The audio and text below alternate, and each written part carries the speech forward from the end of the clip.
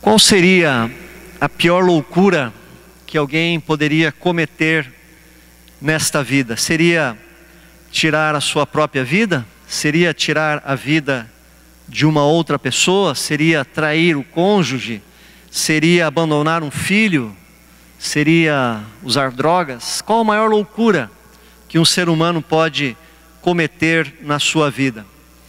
Eu já cometi algumas pequenas loucuras, nada comparado ao que eu citei, obviamente, né? Eu falava aqui ontem na palestra aos pais, ontem à tarde, que nós não podemos esquecer que as nossas crianças não nascem uma página em branco. O salmista diz: eu nasci na iniquidade e em pecado me concebeu minha mãe. Então nascemos já manchados pelo pecado. E eu, apesar de nascer num lar cristão e nunca ter abandonado a fé, aos 5 anos de idade, vendo as pessoas fumarem cigarro, a criança é curiosa. E eu me lembro que uma vez eu catei umas bitucas de cigarro, eu e o meu vizinho, tinha uns 5 anos de idade. A minha casa tinha uma escada e nós entramos embaixo da escada, escondido ali, pegamos um fósforo e falamos: vamos fumar. Minha mãe não é boba, não é nada, sentiu o cheirinho lá do papel queimado, mas levei uma surra. Outra vez eu estava na 4ª série, tinha um professor muito rígido, inclusive ele tinha uma varetinha assim de bambu, da grossura desse dedo, aproximadamente 1 metro, e ele andava com aquela varetinha na sala, e eu me lembro que um dos meus colegas uma vez levou uma na cabeça. E eu, no final do ano, assim, a gente gostava demais desse professor, e eu quis fazer uma brincadeira boba com ele, peguei a caderneta, o diário de classe dele, e falei: eu vou esconder, ele vai ficar nervoso, quando ele menos perceber eu pego e devolvo. E queridos, eu levei para casa. Eu não dormi naquela noite, de medo. E depois tive que ir lá devolver. Nossa, estava tremendo. E para mim, Deus é tão gracioso que ele, ao me ver e ver o diário de classe, ele: puxa, procurei em todo lugar, não achei. Ele ficou contente, ao invés de ficar bravo. E isso faz muito tempo, né? Estava na 4ª série. Uma outra loucura que eu fiz foi no Hopi Hari e subir nessa torre aí. Quando eu estava lá em cima, eu perguntei: mas que burrice, o que eu estou fazendo aqui? Já era tarde. Quando aquele negócio caiu, meu coração saiu pela boca, que eu dei uma segurada, voltei, coloquei no lugar. Falei: meu Deus, quais foram as suas maiores loucuras? Se você pudesse voltar o tempo, certamente muitas delas jamais você cometeria. Queridos, loucura, a gente brinca, né? São pequenas loucuras, mas loucura é algo muito sério. Loucura significa insensatez, ou seja, agir sem senso, agir sem juízo, sem pensar, sem raciocinar, agir por instinto, como um animal. Isto é loucura. É uma tremenda burrice, falta de inteligência. Tudo isso é loucura. Mas qual será a maior de todas as loucuras que o homem pode cometer nesta vida? Jesus chamou alguém de louco. Aliás, Deus, né? Mas Deus lhe disse: louco, esta noite te pedirão a tua alma, e o que tens preparado, para quem será? Interessante, né? Deus usar essa palavra louco. Você é um louco, você está cometendo uma loucura. E eu vou então voltar o texto todo aqui, não sei se vai dar para ler, mas eu vou ler aqui. Você pode ler na sua Bíblia também. Então Jesus, Lucas capítulo 12, versículo 16. Então Jesus contou a seguinte parábola: as terras de um homem rico deram uma grande colheita. Então ele começou a pensar: eu não tenho lugar para guardar toda esta colheita. O que é que eu vou fazer? Ah, já sei, disse para si mesmo: eu vou derrubar os meus depósitos de cereais e construir outros maiores ainda, e neles guardarei todas as minhas colheitas, junto com tudo o que tenho. Então eu direi a mim mesmo: homem feliz, você tem tudo de bom que precisa para muitos anos. Agora descanse, agora coma, beba e alegre-se. Mas Deus lhe disse: seu tolo, esta noite você vai morrer. Aí quem ficará com tudo o que você guardou? Jesus concluiu: isso é o que acontece com aqueles que juntam riquezas para si mesmos, mas para Deus não são ricos. Queridos, aqui a Bíblia diz que o homem já era muito rico e que ele teve uma colheita recorde. E ele não tinha o que fazer com aquilo. Ele não precisava daquela colheita.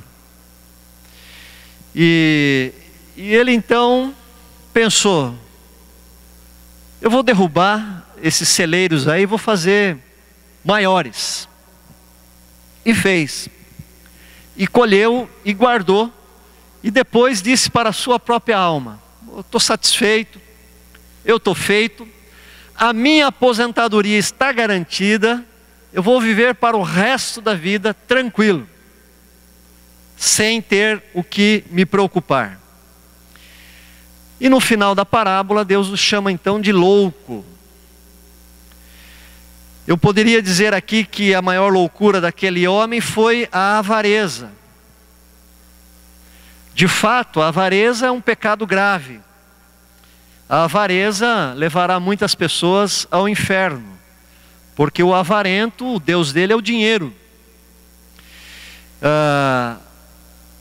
Deus é um Deus extremamente generoso. Olha a diversidade, a biodiversidade que Deus criou para o homem viver. O homem não precisava de tantas plantas e de tantos animais e ecossistemas para viver. Mas Deus foi generoso.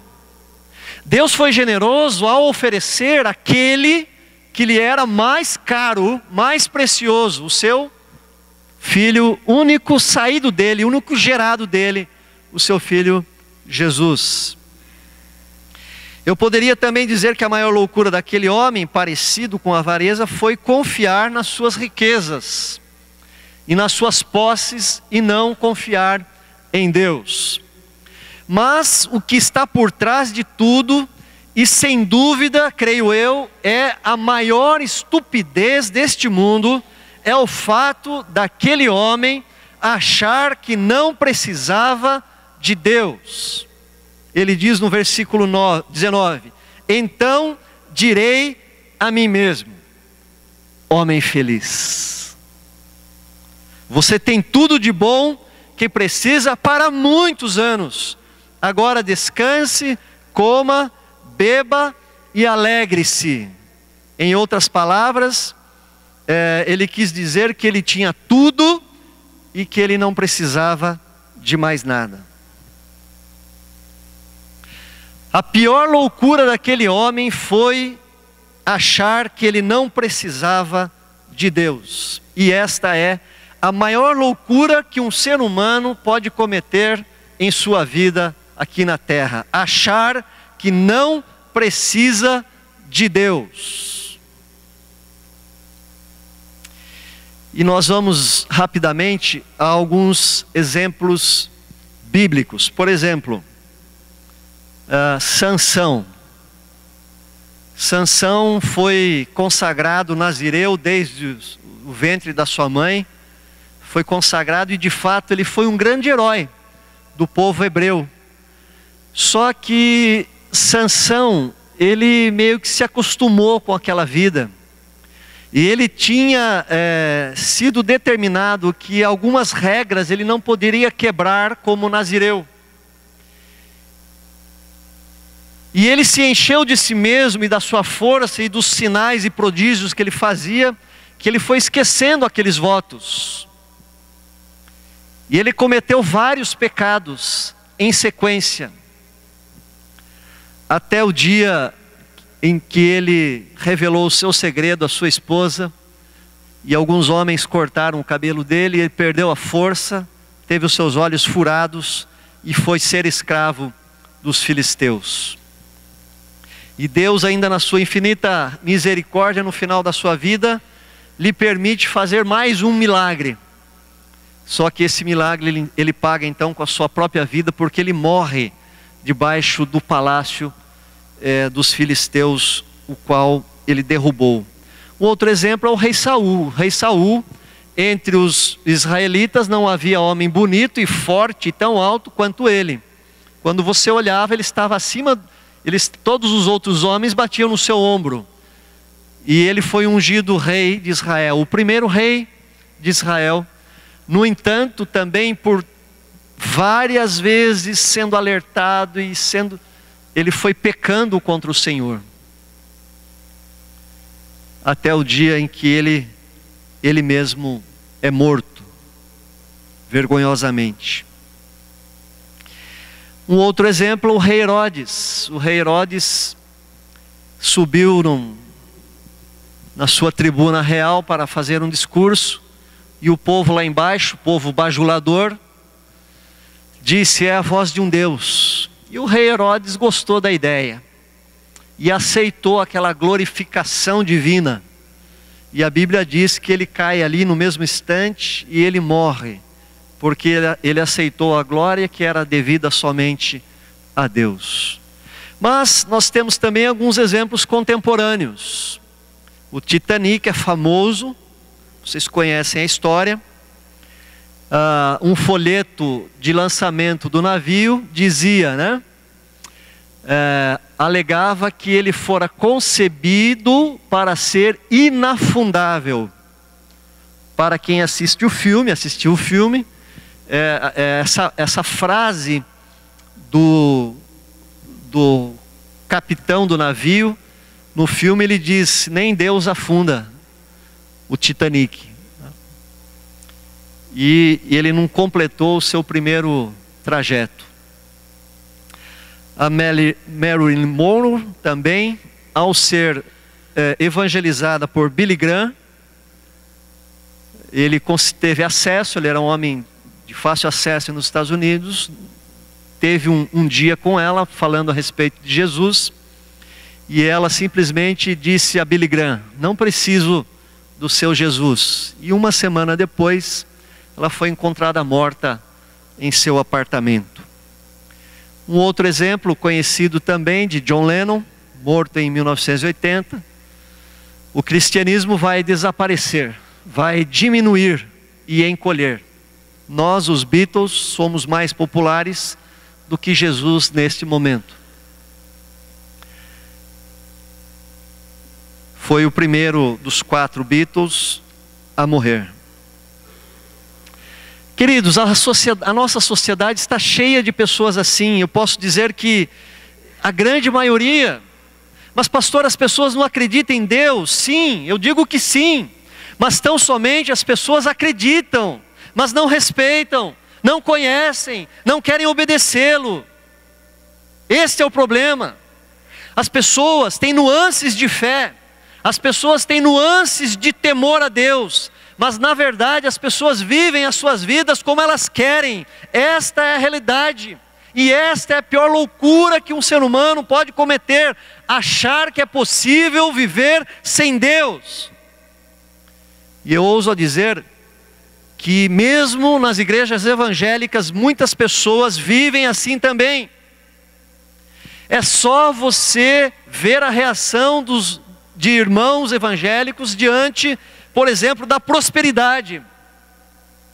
Quando a pessoa prospera, como o homem da parábola, esquecem de Deus, acham que não precisam de Deus. Outras, diante da adversidade, da ameaça, das dificuldades, somem da casa de Deus. Deus me abandonou, senão eu não estaria passando por isso. Esmorecem na sua fé. A maior falta de juízo, a pior loucura que uma pessoa pode cometer na vida é viver achando que não precisa de Deus. Mas voltando ao texto, note algumas sutilezas daquele homem e por que nós chegamos à conclusão de que ele não precisava de Deus. Repare novamente o versículo 19. Então direi a mim mesmo, homem feliz, homem feliz, você tem tudo de bom que precisa para muitos anos. Ele considerou a felicidade sem Deus. Ele disse para ele mesmo, homem feliz. E queridos, a Bíblia é clara, não existe, não pode existir felicidade sem Deus. O homem é um ser espiritual e ele não pode ser completo sem o Espírito de Deus. Por mais que ele viva bem os dias sobre a terra, num determinado momento da sua vida, ele vai perceber que faltou algo, ou que lhe falta algo. Jesus disse,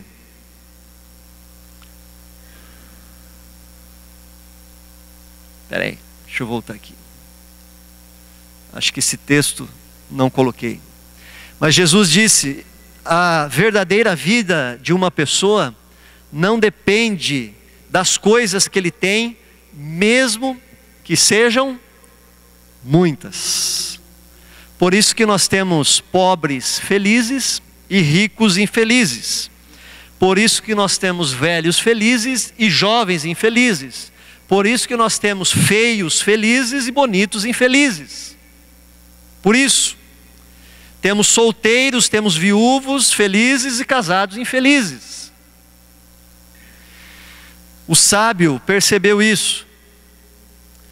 E ele disse, consegui tudo o que desejei, não neguei a mim mesmo nenhum tipo de prazer. Eu me sentia feliz com o meu trabalho, essa era a minha recompensa. Mas quando pensei em todas as coisas que havia feito e no trabalho que tinha tido para conseguir fazê-las, compreendi que tudo aquilo era ilusão, não tinha proveito nenhum, era como se eu estivesse correndo atrás do vento.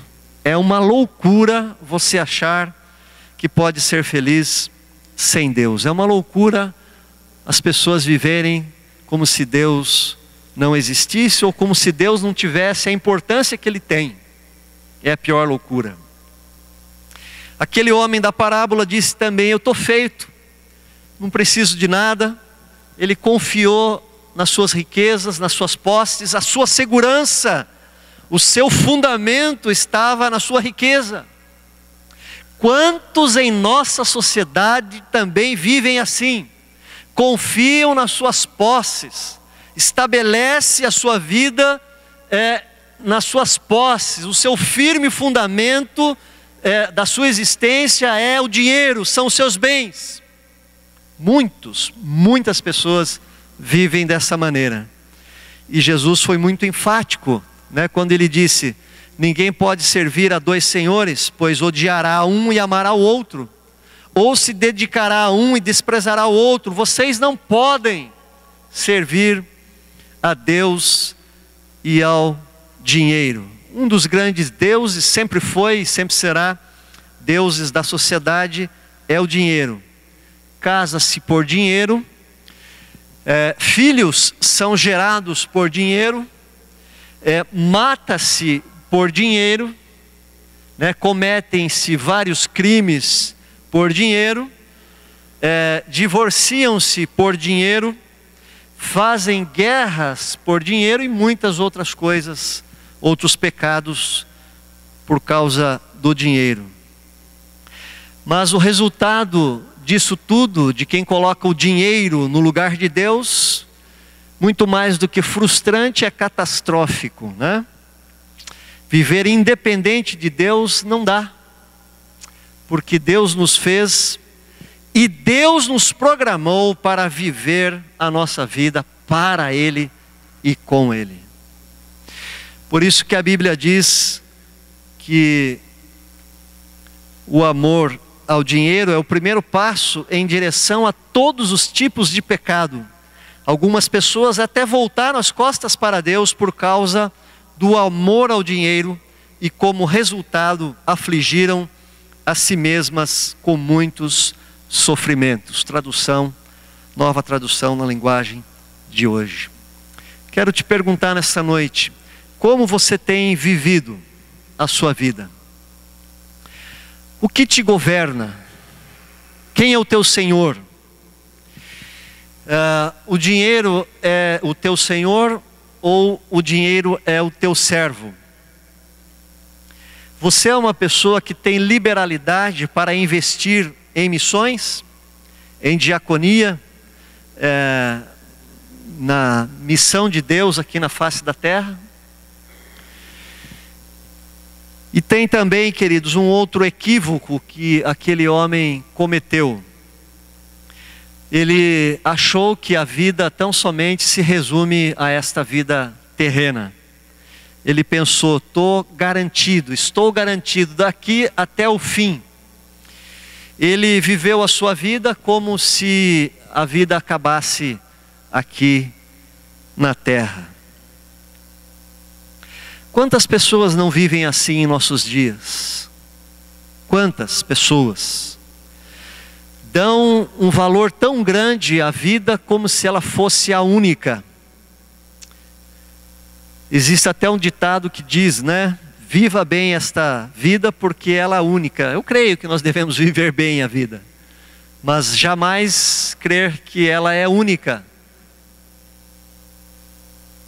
Jamais. Eu fico pensando que infeliz deve ser a pessoa que vive assim. Eu falava hoje de uma experiência de um irmãozinho lá de Passo Fundo, o diácono, seu Miranda.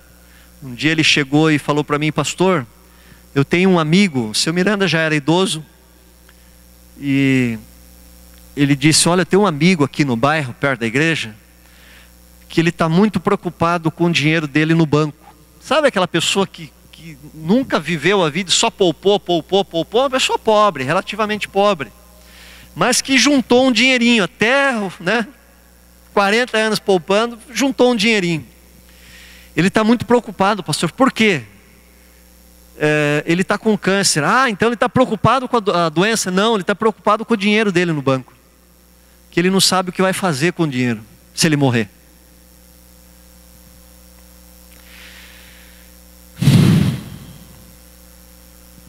Diante da morte, todos os sonhos humanos, eles são demolidos. Todos os projetos humanos se vão. Tudo se acaba aqui. No metro cúbico de um caixão não cabe tudo aquilo que nós ajuntamos durante a nossa vida. Por isso o apóstolo Paulo disse, a nossa esperança em Cristo só vale para esta vida. Nós somos as pessoas mais infelizes deste mundo.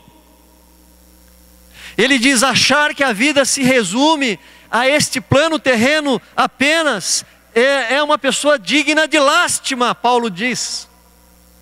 É lastimável porque se tudo se resume nesta vida, muitas coisas ficam sem respostas. E em muitos casos, a justiça não se completa aqui. E aí Deus seria injusto, e a vida seria injusta. Porque não se faz justiça completamente aqui, nesse plano terreno. Então, queridos, nós concluímos que a pior loucura que o ser humano pode cometer na vida é tentar viver a sua vida sem achar que precisa de Deus, independente de Deus, confiando que pode ser feliz, que pode ter segurança sem Deus, e que a vida é longa e que toda a sua existência se resume a esta vida terrena. Um texto muito forte a respeito desse pensamento está no Salmo 53, no versículo 1, eu vou colocar aqui para você em várias traduções. O homem que diz Deus não existe é completamente tolo. a tradução Bíblia Viva. Os tolos pensam assim: para mim Deus não tem importância. Nova tradução. E na Almeida diz o insensato no seu coração não há Deus. O jovem tem muito dessa perspectiva, não tem? O jovem pensa: eu tenho saúde, eu tenho força, eu tenho velocidade, eu tenho inteligência, eu sou jovem, sou forte, eu tenho muita lenha para queimar, eu não preciso de Deus. Os velhos precisam de Deus, mas eu não preciso. E muitos jovens, às vezes dentro da igreja, eles não chegam a dizer isso, mas eles vivem como se isso fosse uma verdade. Uma vez um colega meu contemporâneo parou de ir na igreja, e eu disse para ele assim: rapaz, você sumiu, o que aconteceu? Você foi criado na igreja? Não, quando eu for velho eu volto para a igreja. Eu não preciso agora, e quando eu ficar velhinho eu volto. Vai nessa. Muitas pessoas consideram Deus somente quando precisam, ou quando se refere a assuntos de interesse seu. Somente assim, somente assim. Quando Deus vai contrário à sua vontade, quando a palavra de Deus contraria a sua vontade, essas pessoas vivem como se não precisassem de Deus. Muitas pessoas estão vivendo dessa maneira. Elas dizem assim, elas não dizem, mas agem assim: Deus, eu preciso do Senhor para curar a minha doença, mas não para dirigir a minha vida. Senhor, eu preciso do Senhor para me guardar de acidentes, mas não para dizer por onde eu devo caminhar. Eu preciso do Senhor para livrar os meus filhos dos caminhos maus, mas não para o Senhor dizer como eu tenho de educá-los. Isso não, deixa que eu faço isso, porque eles são meus. Senhor, eu preciso de Ti para arrumar emprego, mas não preciso do Senhor para o Senhor dizer como eu devo administrar o meu dinheiro. Dessa parte eu cuido. Queridos, vamos ser realistas, como cristãos. Quantas pessoas pedem oração porque estão desempregados, e quando conseguem a bênção não se tornam dizimistas? É um exemplo simples.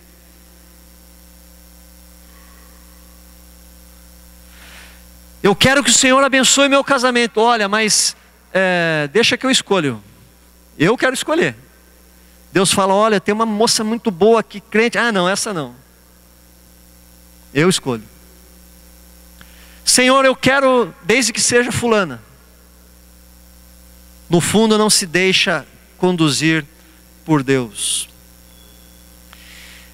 Se você tem vivido dessa maneira, eu convido nesta noite a apelar para o bom senso. Não seja insensato. Não seja estúpido, louco, tolo. Não viva a sua vida achando que não precisa de Deus. Jesus disse: sim, eu sou a videira verdadeira. Vocês são os meus ramos. Separados de mim, vocês não podem fazer coisa alguma. Quando alguém se separa de mim, é jogado fora como um ramo imprestável. Você está ligado na videira? Quando que você foi enxertado na videira? Quando que você foi enxertado em Jesus Cristo, Deus encarnado? Aquele que veio para te reconciliar com Deus. Aquele por meio do qual todas as coisas foram feitas e sem Ele nada do que foi feito se fez. Só Jesus pode trazer o sentido pleno da nossa existência. Jesus é a essência de todas as coisas. Você tem andado com Jesus? Ou você tem vivido afastado, achando que pode viver longe dele? Como que está a tua fé? Tua fé está aquecida? Tua fé está viva? Ou você está frio espiritualmente? Eu quero dizer que hoje é tempo de você renovar a sua fé. Fecha os teus olhos. Pai, obrigado, Senhor, por esta palavra. Conclamamos que o Teu Espírito Santo toque o nosso coração, nos traga luz no profundo de nossas almas, que tire toda a independência que existe, todo o orgulho de achar que temos condições de viver sem o Senhor. Toca o nosso coração, toca a Tua igreja, que haja nesta noite renovação de aliança. Muito obrigado, Senhor, pelo que o Senhor tem feito.